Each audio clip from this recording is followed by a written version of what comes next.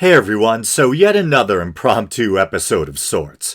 And while we're on the subject, some of you may have noticed that comments were turned off or disabled for the YouTube version of that last little episode I released. The one about how the naked baby from the cover of Nirvana's album Nevermind is now a grown man and attempting to sue the band. I just wanted to let everyone know that I didn't turn the comments off, at least not knowingly. I think it was something YouTube did. I've had a YouTube channel for almost as long as I've been doing this podcast, and I've never intentionally disabled comments on any of my videos. I looked into it, and apparently YouTube will sometimes disable comments if they think the content in a video may be potentially harmful to minors. Not minors with pickaxes, but small humans, you know what I'm saying. And so I'm guessing that might be the case here, because in that episode I talk about how, once again, this guy as a baby appeared naked on the band's album cover, and how he claims he's now suing because he thinks that the photo or its use on the album cover constitutes child exploitation, and more specifically that he thinks it's child you-know-what. So you could probably imagine how the discussion of that kind of thing might flag the good old algorithm, so I'm guessing that's why the comments are turned off. And yet, strangely, the episode is fully monetized, so if you've never published a video on YouTube before, once you have either enough subscribers and or enough channel views, I forget the exact numbers. I actually have another small channel where I sometimes read poetry and short stories, that kind of thing, and I believe that one still isn't eligible for monetization yet. But once you hit that magic number of either views and or subscribers, you become eligible for monetization, or rather your channel does. And if you go into your YouTube Creator Studio, I think that's what it's called, this kind of dashboard, you'll see a little round $ symbol next to your video's thumbnail, and it will be either red, yellow, or green. Red means the video has been deemed unfit for monetization, probably because it's been deemed too controversial, or maybe it contains copyrighted content. Yellow means it's eligible for partial monetization, meaning maybe it's been deemed as being unsuitable for some or most, sponsors or advertisers due to sensitive or controversial subject matter, but you still might get a little ad revenue off of it if you're lucky, a couple of crumbs perhaps. And if it's green, it means you passed all the suitability checks and you're good to go, full monetization. And seeing as how I'm often touching on third rail topics like religion, sometimes politics, sometimes even far out stuff like the occult and serial killers, most of my videos end up in that yellow limbo of partial monetization. So it's kind of weird if I'm right about them disabling the comments that they would grant this video, the Nirvana Baby episode, full monetization, and yet at the same time find it controversial enough to warrant disabling the comments. But who knows, maybe I was just being a flake and, checked or unchecked the wrong box. That's always a distinct possibility too. But anyway, moving on. I spent way too much time on that. So the impetus for today's episode was, I was watching a recent episode of Deep Fat Fried on YouTube.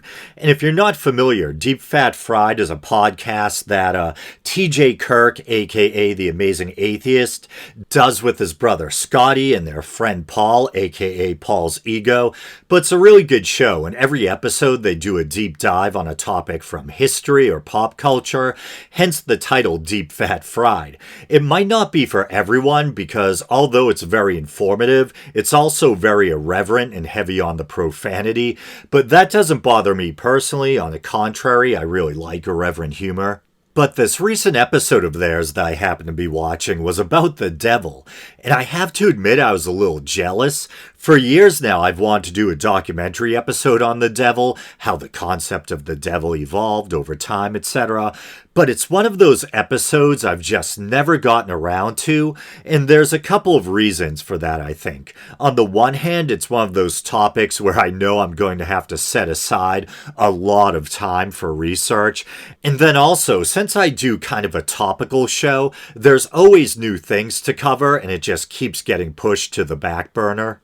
But what really caught my attention was they were discussing a relatively recent poll. I looked it up and I believe it was conducted in 2020 that suggests, among other things, that more people, at least among those who were polled, obviously, believe Satan exists than believe God exists. And I don't know how accurately these poll results do or don't reflect the feelings or views of society at large, but still try to wrap your head around that one, because obviously within the context or confines of the Judeo-Christian worldview, God is the author of all creation, including Satan or Lucifer, so no God, no devil.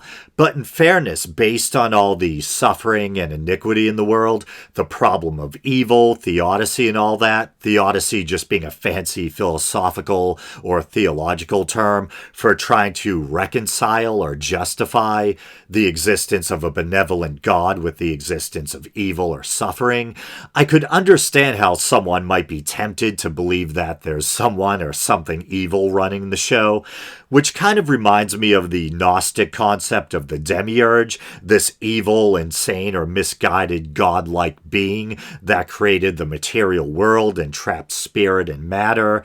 And then, like myself, and probably like a lot of you listening, the problem of evil or suffering, as well as other factors such as a general lack of evidence, might lead one to suspect that there might not be anyone at the helm. That as much as we might want to believe otherwise, that all this suffering might just be the product of a blind, indifferent universe, life feeding on life, temporary organisms whose fleeting lifespans are beyond minuscule in the grand cosmic scale, being born, struggling, dying, and here we are, this species of self-aware ape trying to make sense of it all. And I know that sounds unbelievably stark and brutal, but I do believe that despite all that, you can still find meaning in life and learn or strive to make the most of it. But this talk about suffering and the brutality of nature reminds me of something I read earlier today that I wish I could unread or unlearn. I was browsing different articles about nature and wildlife online, and I happened upon a picture of a seal and a duck together.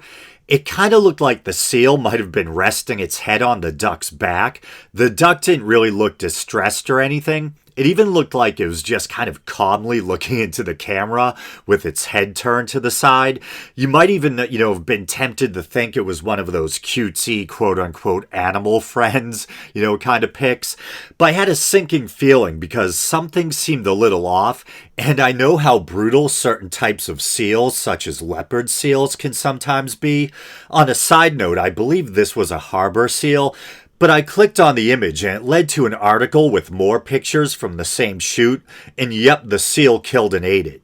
That was just a beginning frame where it was first seizing the duck. In the subsequent frames or images, it's just a total gore fest. It rips the thing apart. But that's not even why I brought all this up. It gets worse. But this time, as strange as it might seem, the situation was actually reversed, where you had birds preying on seals.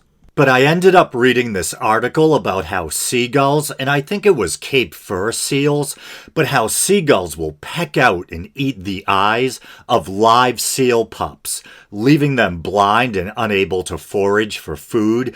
And then when the pups eventually die from starvation, I imagine, the gulls return and feed on the bodies. And if you're wondering where the mothers are, I blame the parents. Kidding. Unfortunately, mother seals often have to leave their pups for prolonged periods of time while they go off hunting for food, leaving them vulnerable to predators.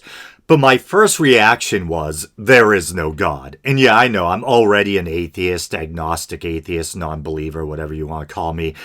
But it was one of those moments where the notion or realization really sinks in or seizes you. I'm like, what kind of good God would allow that? It made me think of Darwin in the the Ignominidae, I think it is. This is from a National Geographic article, and it contains the Darwin quote, which I've actually read on the show before. Parasitoid wasps, or rather one group of them called the Ichneumonidae, I think it is, are the subject of one of Charles Darwin's most famous quotations, and here it is. I cannot persuade myself that a beneficent and omnipotent God would have designedly created the Ichneumonidae with the express intention of their feeding within the living bodies of caterpillars. And I think there's still some contention over what the exact nature of Darwin's religiosity or lack thereof was.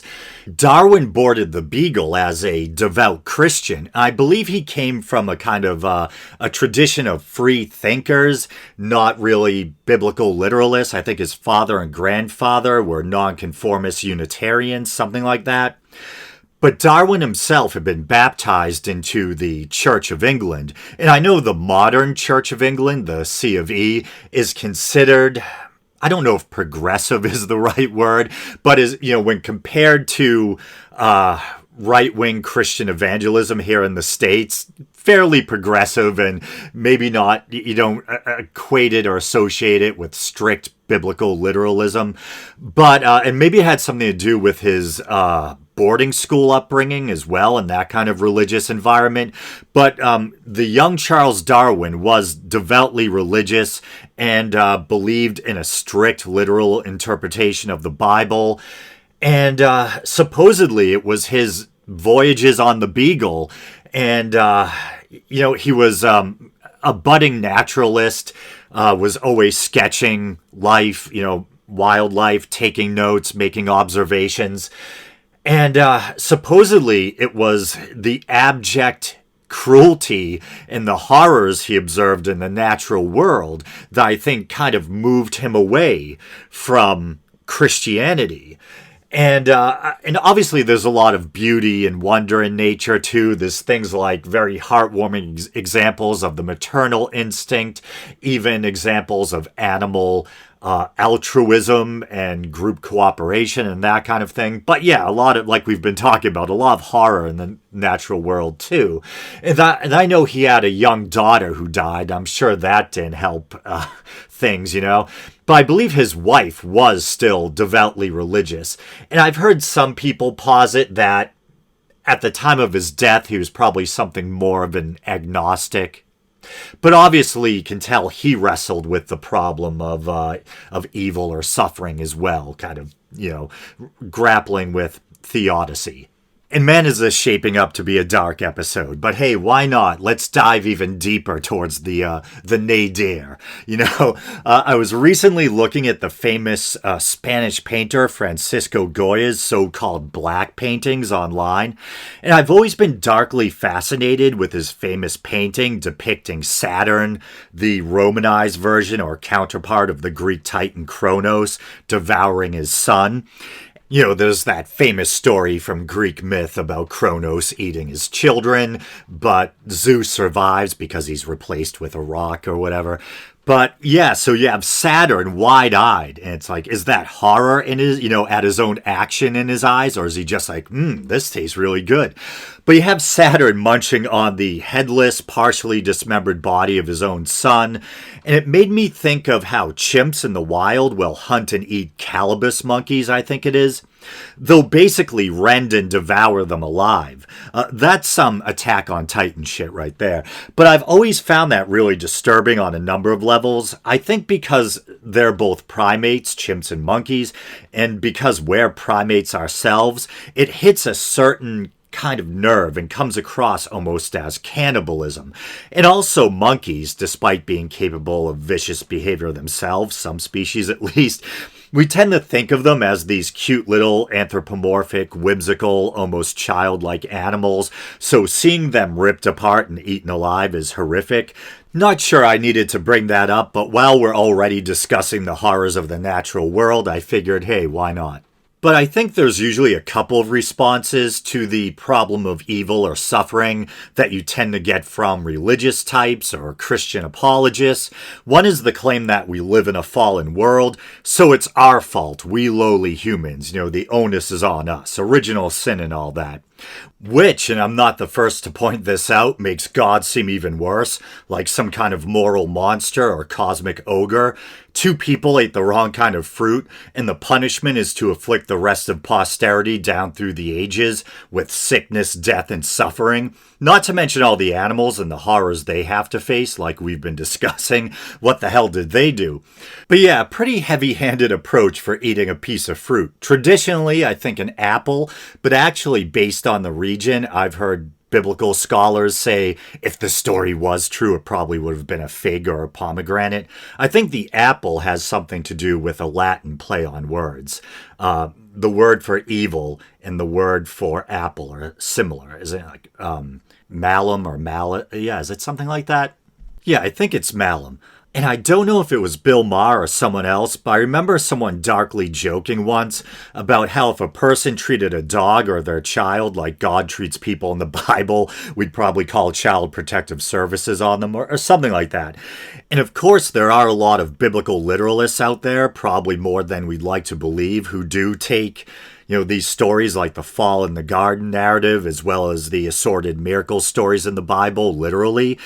But I should point out in fairness that there are many Christians who accept evolution and mainstream science, and who view the stories in the book of Genesis, as well as many of the stories in the Old Testament in general, like the fall in the garden and the flood narrative, etc., as parables.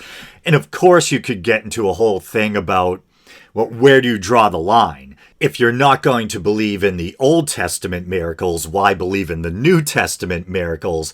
And of course, you kind of have to believe in the death and resurrection because that's what the whole enchilada hangs on. And if you pull out that one linchpin, the whole thing collapses, But there probably, at that point, it's like, why not just believe in the whole thing figuratively? And there probably are people who do.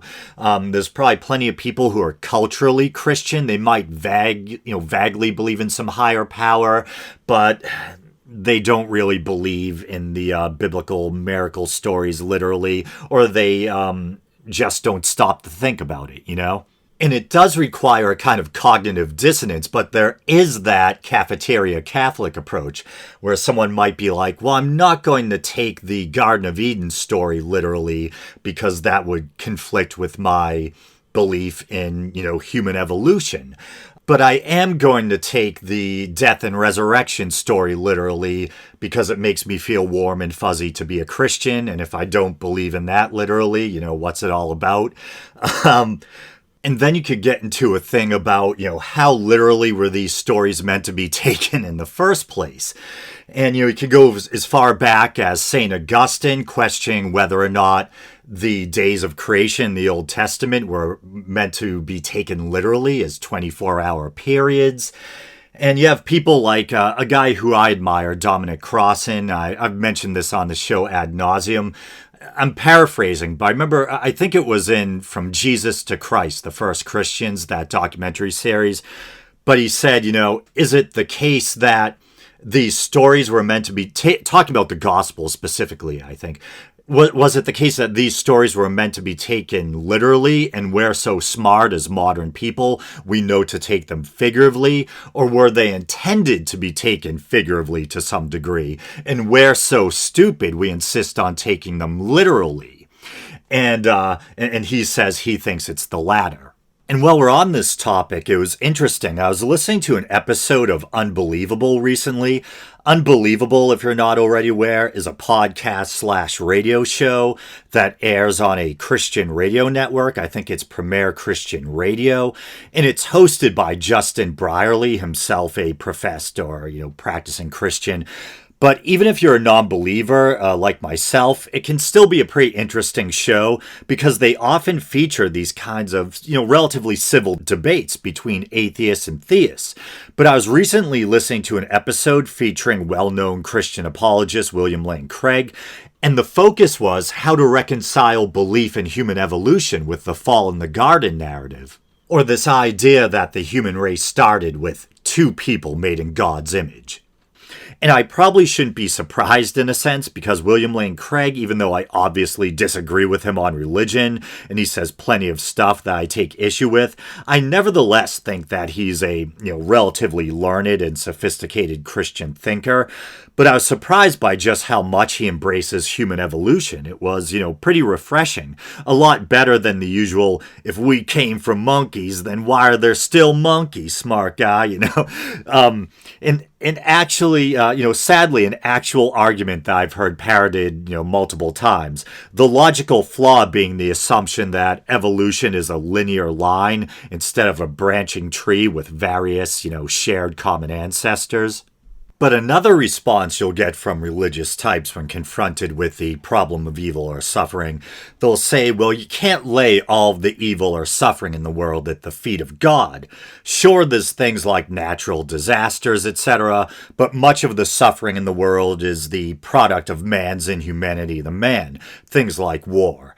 And so that kind of suffering is on us, not God. God was magnanimous enough to grant us free will, and he can't be held responsible if people use that free will to commit evil, like the Holocaust, etc. But I'm like, wait, if God has all the omnis, omnipotent, omnipresent, omniscient, etc., if he's all-knowing and all-powerful, wouldn't he have been aware ahead of time of how his plan was going to unfold, of every choice we're going to make? And if it's all part of some prearranged grand design, then perhaps you could even argue that he must have designed us to make those choices. Then does that even constitute free will at that point, or are we just like puppets unknowingly acting out a script? Or if he did somehow bake free will into the cake, once again being omniscient, wouldn't he still know the choices we would make, but still made us that way, even knowing those choices might result in the unjustified suffering of others? And if he's all-powerful, wouldn't he at least be capable of intervening in human affairs at any time, say to prevent a large-scale nightmare like, once again, the Holocaust, or a smaller scale but still devastating tragedy like pediatric cancer, or say a child accidentally left to die in a hot car? Why doesn't he make the parent suddenly remember their child's still in the car before it's too late, or at least flip on the AC or something? A little bit of a dark joke, but still kind of a valid point. But anyway, this reminds me of that often used or cited, yet still nonetheless apt Epicurus quote, is God willing to prevent evil but not able? Then he is not omnipotent. Is he able but not willing? Then he is malevolent. Is he both able and willing? Then whence cometh evil? Is he neither able nor willing? Then why call him God? And I'm not trying to come off like I'm mad at Sky Daddy. I'm more pointing out the logical problems that arise when you try to posit the existence of a sentient, all-powerful, benevolent, personal creator deity. There are other concepts of God. You can have an impersonal God, some kind of all-pervading force, something like you find in pantheism or Eastern religion. And as I think Hitchens once brought up in debate, there's all sorts of possible permutations. You could have a God and no afterlife, or an afterlife and no God, an evil God, multiple gods, etc., etc. And I remember one devil's advocate argument I used to propose when I was trying to figure out what would be the purpose of suffering in a universe created by a good God, And I thought maybe this is, the argument I came up with is maybe this is supposed to be kind of a proving ground, boot camp for the soul in a sense, and that suffering builds character or makes you appreciate the good things more, which I think is true in a sense. Where an empty stomach makes you appreciate food more, a brief bout with illness makes you appreciate your health more, knowing suffering yourself can make you more empathetic and compassionate, etc., that kind of thing. But I think that only goes so far. I don't think that can justify, some of the mind-numbing horror and suffering experienced in this world, like a parent losing a child, a village full of innocent people being washed away by a tsunami, etc. I feel like heaven would have to be pretty damn good for you in hindsight to be able to go, remember that time you let my kid die, big guy? It's all good. We're going down the beach for Mai Tais. Are there beaches in heaven?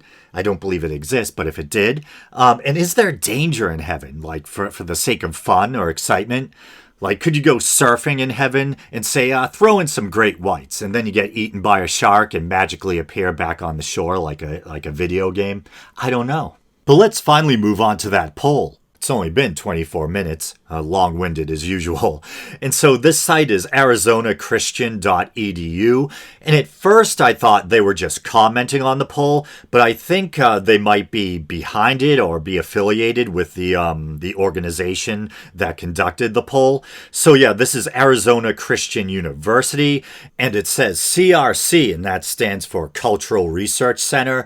Study shows Americans increasingly reject God, imperiling ability to understand COVID-19 crisis.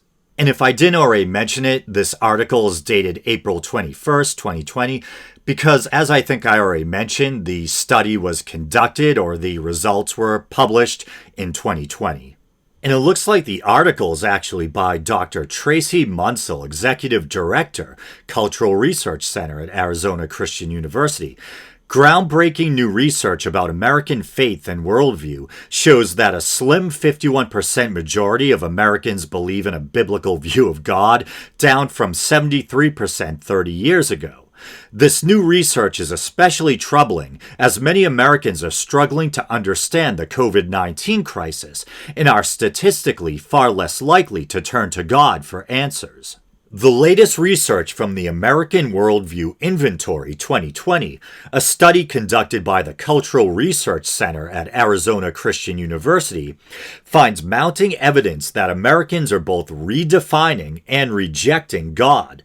The report suggests that modern-day Americans' foundational understanding of traditional Christian beliefs appears to be all but gone, just when they may need it most. As ACU President Len Munsell, nepotism, I'm guessing, noted, what you believe or don't believe comes into full focus at times like these, when people are desperate for answers. As a culture, many Americans are questioning their own mortality, wrestling through questions of life and death, dealing with deep fear, but we cannot rely on our own understanding and individual wisdom. They are inadequate to understand the COVID-19 pandemic. All the quote-unquote gods that our culture creates can't give us the answers we seek. The God of the Bible is real and ready to answer anyone who calls, Munsell said. Our culture is so wrong about what is actually true about God. We are facing a crisis of belief that will outlast COVID-19 unless God and the truths of the Bible become our framework for understanding this experience. And to be honest, for some reason, maybe because it was cited on Deep Fat Fried, I thought that this was going to be more of an objective kind of scientific poll. I didn't know that it was going to be, so strongly affiliated with a Christian university. But in fairness, just because it's affiliated with a Christian university doesn't necessarily mean that the methodology was unsound. Maybe we'll see once we get to the statistics. But I'm guessing this article was meant for Christian readers and not me. As a secular person, I'm thinking we need to worry less about what religion has to say about COVID-19 and more about what the science has to say about it. I think it was just recently on this episode that I talked about Josh Fairstein, and is that it? I think that's how you pronounce it, and how he was preaching about how if you got Jesus, you don't need vaccines, you don't need masks.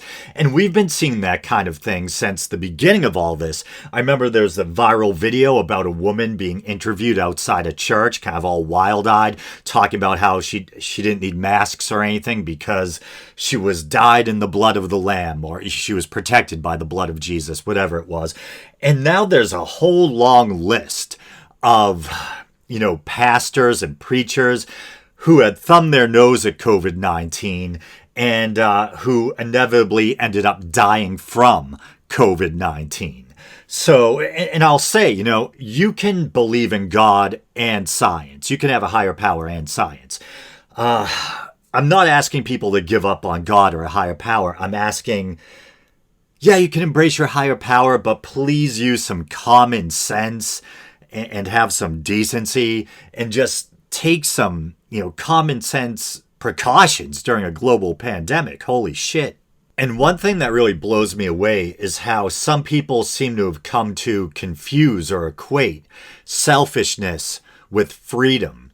Like suddenly, freedom means having a tantrum inside a Walmart because someone asked you to wear a mask during a pandemic or whatever. It's what happened to worrying about people other than yourself and having a willingness to come together as a society to overcome a collective problem. But I do sympathize with people, whether they be religious or not, who are kind of, who have been going through an existential crisis because of all this. Because I find it's even changed the way that I look at the world. To me, it was kind of a reminder that we're not untouchable. I think there's this kind of arrogance or hubris that I know I find in myself. I try to be self-aware of it.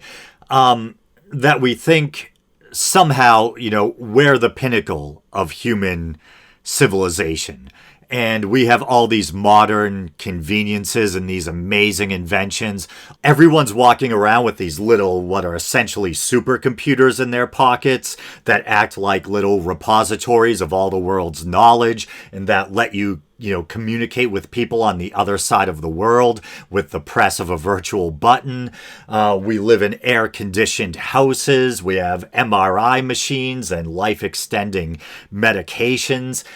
And I think people know that, or realize that if we don't destroy ourselves first, that technology will continue advancing. But there's still a tendency to think that, at least in comparison to past civilizations and past generations, that, man, we've got it made. We're like the height of human civilization. It's almost like we're untouchable, And, maybe we kind of think about, those poor saps back in Pompeii or with the Black Plague. But this has reminded me, we can be taken out, man. And I mean that on a couple of counts. On the one hand, all the political division and political instability of the past several years has really driven home the point for me that as much as we like to think we're the shining city on the hill, a beacon to the world, that, American exceptionalism and all that, our society, our government can crumble and fall like any others. Empires have fallen in the past, and, our society isn't necessarily any exception. In fact, I think, recent events have shown us that the cracks are showing. And I'm not trying to get all political. I think even from a detached kind of sociological perspective, I think the events of January 6th, whether you want to call it an insurrection or a riot, however you want to refer to it, I think the fact that you basically had a mob storming the nation's capital, erecting makeshift gallows for the vice president, who is a conservative Christian, by the way, outside. That goes to show for me that despite the veneer or illusion of security that our modern lifestyle might give us, that at the end of the day, we're mortal just like the citizens of any other nation in the world, and we're not immune to things like revolutions or coups, and our government, our society, once again, could crumble, could fall. And what would replace it? We're a country born in revolution. And I know it's scary to think about as, a secular person, but there are people out there champing at the bit that their biggest dream is for there to be another revolution. Right-wing militia types, that kind of thing. And if there ever was a successful revolution or some kind of Trumpian coup or whatever, a successful one, yeah, once again, as a sane, secular person, what that might look like, what kind of government might arise from the ashes or take over, that scares me. Welcome to the United States of Talabama. It's already in Texas has essentially outlawed abortion. That is so I have a very complex or complicated view on abortion. I think abortion is inherently negative in the sense that you're terminating a developing human life. That's not a good thing. But I also believe in a woman's right to choose. And as I've said ad nauseum on the show, I think no one probably takes abortion as seriously as the women who make have to make the decision whether to have one or not. I sometimes get the feeling from people on the Christian right that they think it's like, woohoo, the weekend's here, let's go get abortions, ladies. It's like often there's legitimate medical reasons why someone has to have an abortion. Maybe the fetus isn't viable. Maybe there's something catastrophically wrong with it. Maybe there's concern for the life of the mother. And in those cases, I'm sure no one's more devastated than the woman who actually has to have the abortion, And the people who really scare me are the ones who don't even want to allow exceptions for for cases of rape and incest. Imagine some underage girl is raped by a family member and she has to carry the rapist's baby for 9 months or whatever it is. It's crazy. I mean, to me, in an ideal society, or we should strive for there to be as few abortions as possible. The less abortions in the world, the better. Hopefully we can all agree on that, but we should be trying to achieve that by teaching young people, both boys and girls, to be fair, because although the boy doesn't have to carry the child, he did 50% of the work or whatever, what I mean? He's a part of this too. So yeah, we should be teaching young people the seriousness of having a child before you're ready. And I know Christians, understandably to some degree, or conservative types, whatever, parents in general maybe, aren't crazy about the idea of other adults talking to their children about sex. But it would be good if somehow, we can kind of get parents and teachers on the same page. Maybe even, if it's religious people we're talking about, maybe you can even get your local church involved.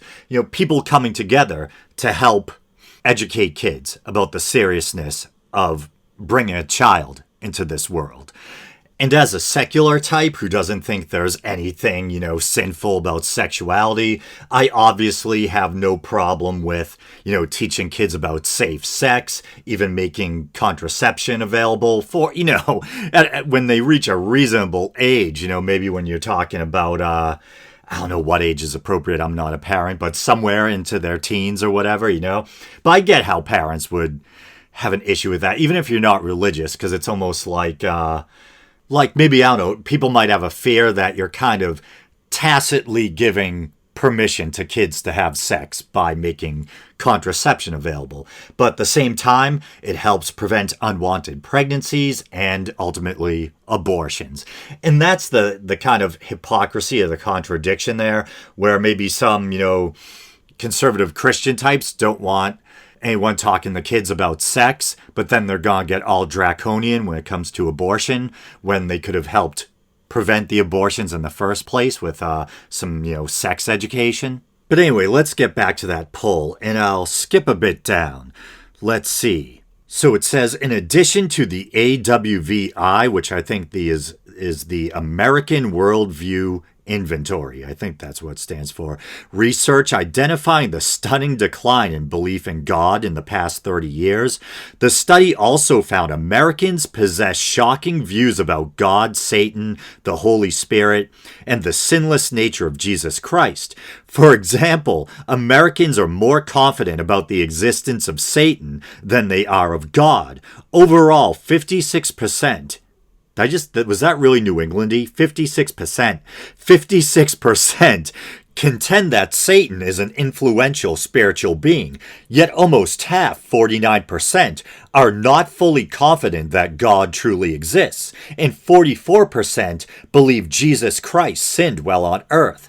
Americans are also confused about the nature of the Holy Spirit, with over half, 52%, saying that the Holy Spirit is not a living entity, but merely a symbol of God's power, presence, or purity. But the thing about 56%, thinking that Satan is an influential spiritual entity or being, that reminds me of something that happened just this past Friday or Thursday. So you guys know how I work construction. Definitely not what I want to be doing. I'd much rather be podcasting full time or doing something, that has to do with my actual degree, graphic design. Anyway, I'll save my woes for another time. So I'm at the lumber yard, and there's, while I'm being waited on, there's another guy next to me that another cashier is waiting on. And the guy seems pretty normal. This was in the town of Arlington, Massachusetts. And Arlington has actually made it mandatory that if you're in a public place indoors, you have to wear a mask. So they actually took that step kind of backwards. And so everyone's in there wearing a mask.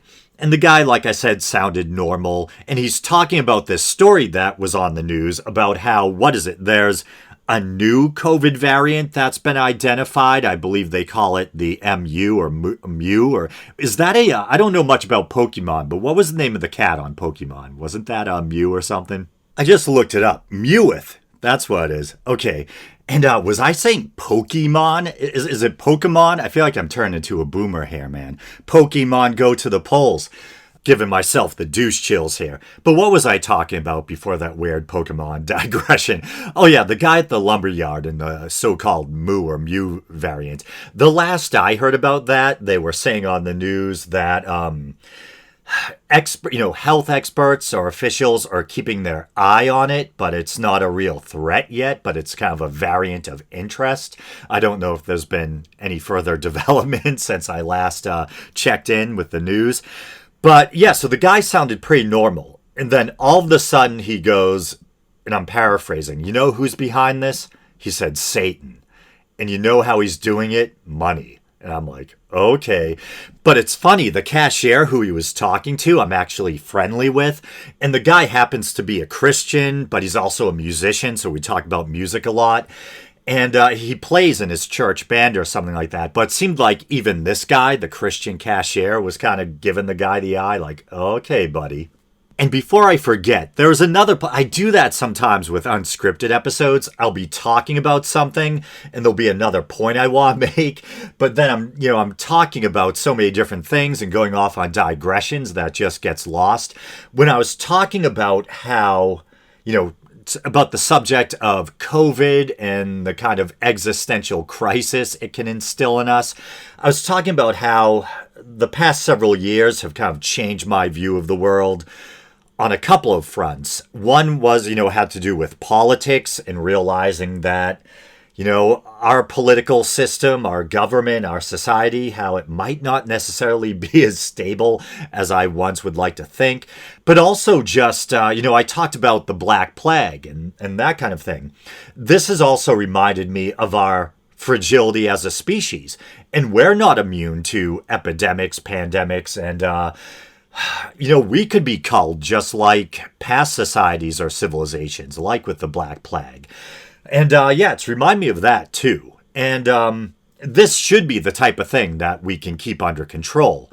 But obviously, not everyone's pitching in, and we're backsliding. So, yeah. What'd they call it in Stephen King's The Stand? Captain Trips, I think. Probably a poor analogy. Don't want to give religious people any ideas. I see there, we just let that COVID wash all over us. There'll be like a few good people left, and we'll fight the devil at the end. And sorry, religious people, I don't mean all of you, just the fundamentalists. Whatever. And then the other interesting thing with the poll was talking about how 50% or whatever of people believe that Jesus had sinned while on earth. To be honest, I'm kind of agnostic on the historicity of Jesus.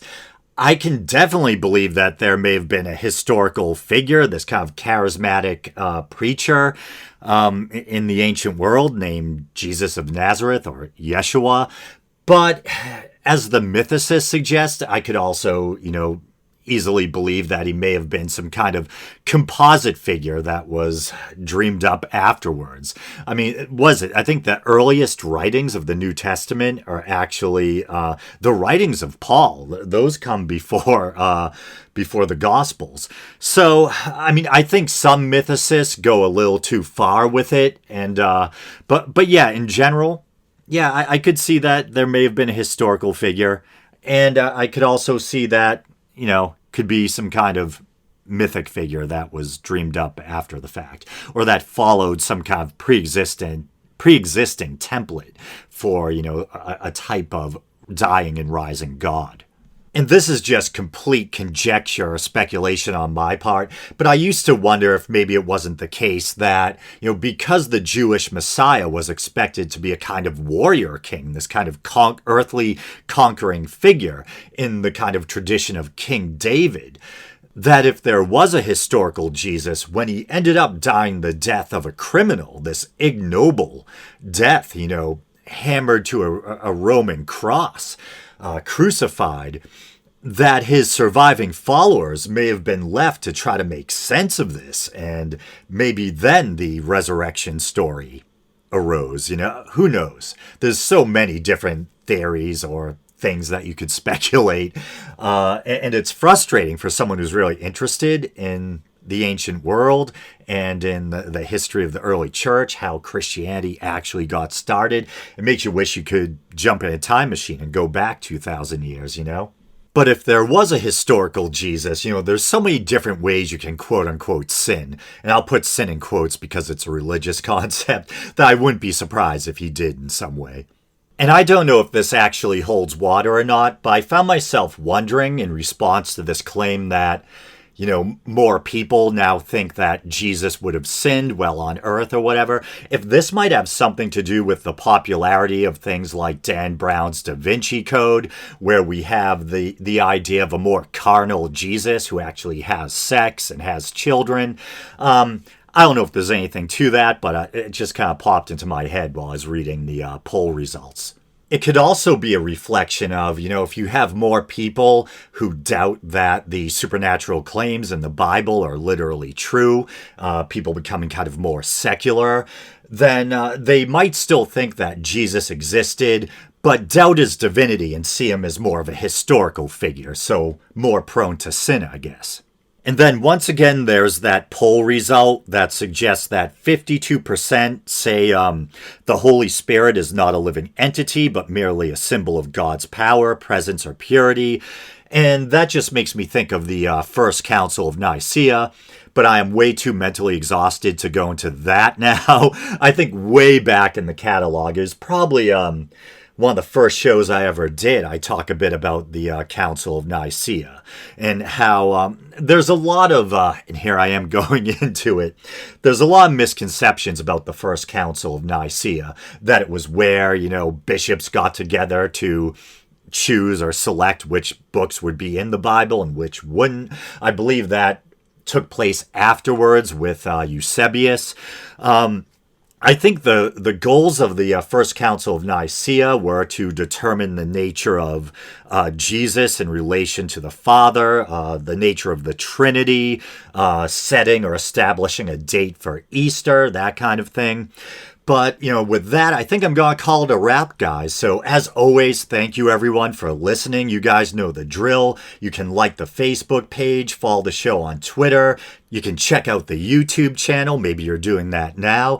And if you'd like to support the show monetarily, you can go to patreon.com/theweekindoubt and help the show out for as little as 99 cents a month.